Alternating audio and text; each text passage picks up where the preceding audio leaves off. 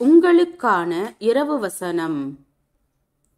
அவனவன் விசனமாயும் அல்ல கட்டாயமாயும் அல்ல, தன் மனதில் நியமித்தபடியே கொடுக்க கடவன். உற்சாகமாய் கொடுக்கிறவனிடத்தில் தேவன் பிரியமாயிருக்கிறார். மேலும் நீங்கள் எல்லாவற்றிலும் எப்பொழுதும் சம்பூரணமுடையவர்களாயும் சகலவித நற்கிரியைகளிலும் பெருகுகிறவர்களாயும் இருக்கும்படியாக தேவன் உங்களிடத்தில் சகலவித கிருபையையும் பெருகச் செய்ய வல்லவராயிருக்கிறார். வாரி இறைத்தான், ஏழைகளுக்கு கொடுத்தான், அவனுடைய நீதி என்றென்றைக்கும் நிற்கும் என்று எழுதியிருக்கிறபடியாகும்.